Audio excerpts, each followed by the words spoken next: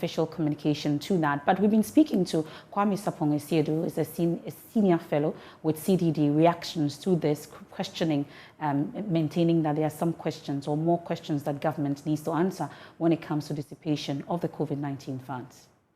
Look at, an insurance scheme was set up for health workers, which could not be executed if the insurers defaulted.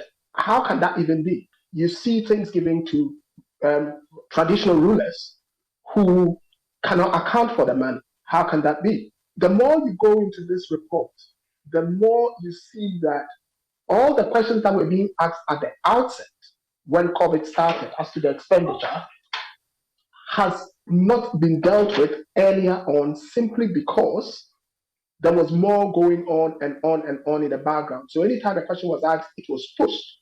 And like you heard Minta Akanda say, there are a lot more questions to be asked that do not fall within the remit of the Auditor General. And the more questions you ask, the more mess you see. What if not is a facade? We were pulled a smoke screen, things were done in the dark, and suddenly we are finding out the gravity of the mess. And I heard your colleague say, 3.1 billion US dollars. Now we're going for 3 billion from the IMF. Meanwhile, you read the report and it says only 25% of that 3.1 billion was actually used in the fight against COVID. 75% was spent at the discretion of government. And then when you look at that 25%, you also see the amount of sleaze and anomalies that the Auditor General has identified, which tells you that less than 20% of those monies were actually used to fight COVID. Meanwhile, we are being told that this is the expenditure that has sent our economy down the drain and has led us to the IMF. In those expenditures, you can also see they are talking about COVID bonds that were sold to us. Now we are being told that there should be a debt exchange program because those bonds cannot be honored. What is a facade, Evans? And these are the reasons why I'm saying that this was a huge smoke screen to actually plunder the state. And I don't take anything away from what I said there. So we've had the both the chairman and the ranking on the Parliamentary Committee on Health say next week, the 7th of February, they're beginning a public hearing. What do you make of that process? Should we leave Parliament to of course, this is an Auditor General's report, so eventually Parliament will have to deal with it. But then there's also another committee that's going to look into it before the Public Accounts Committee gets its bite. Would you recommend that to be the process of getting finality and closure to this, or there should be more done to this particular issue? We cannot even continue this whole thing where no one is held to account. All these reports come out, people read it, we shout, and that's the end of it. People have to be held accountable for these monies. So that's Kwame Sapong Esiedu there. We follow closely what becomes of this particular report from the Auditor General.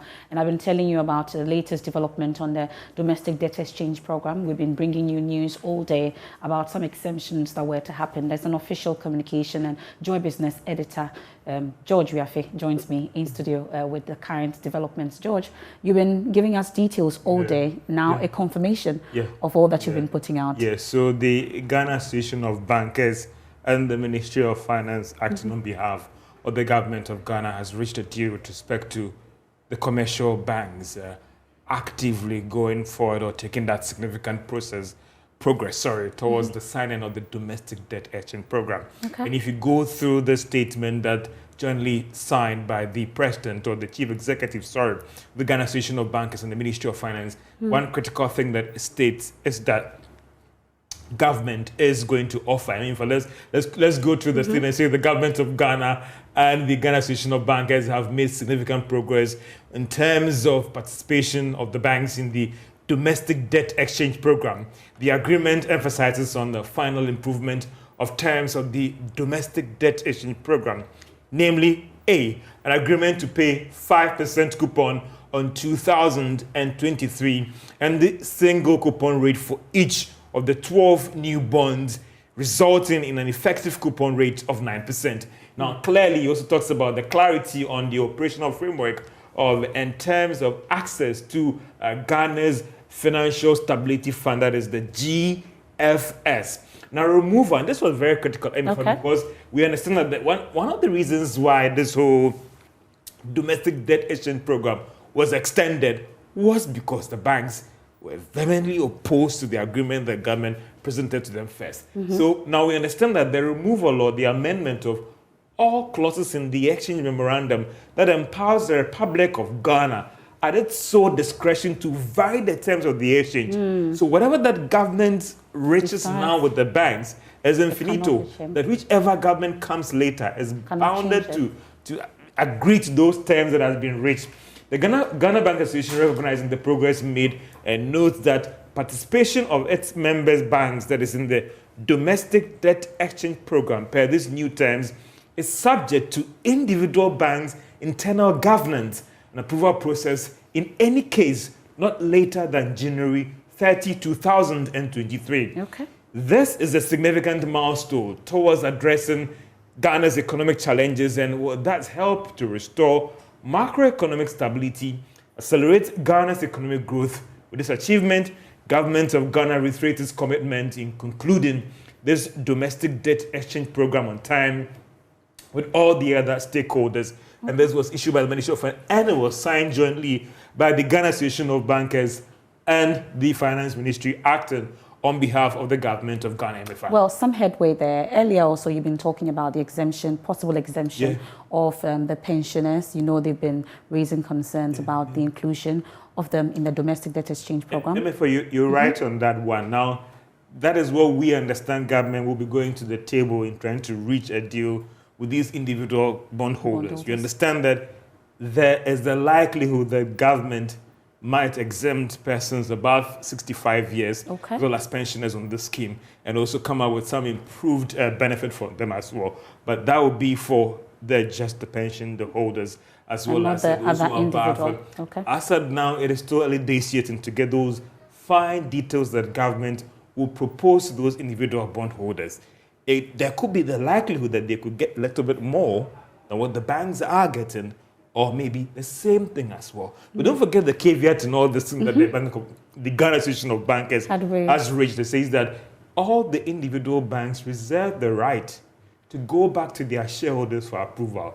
So if certain banks come back and they say that, well, the coupon payment that you were offering of 5% wasn't good enough, do something about it. So it is a never say never thing. And I think that the agreement was carefully crafted to say that it's still too early days yet to see that the books have been closed when it comes to the commercial banks and the government of Ghana. And I'll tell you that one of the reasons why this thing was extended was because of the commercial banks. So if government has been able to reach this agreement with them, then maybe government might be getting that 80% it was looking forward to classify this exchange program as successful. But don't forget the individual bondholders are also saying that they want a total exemption. They have a number of about 400,000 now, so we'll see how it goes. So let's see how things pan out. So never say never, but the government has made a significant progress towards having this whole domestic debt exchange program thing being classified as maybe successful, maybe. Joy Business Editor George, we are for giving us all the inside scoop when it comes to the domestic debt exchange program. George, thank you so much for joining us.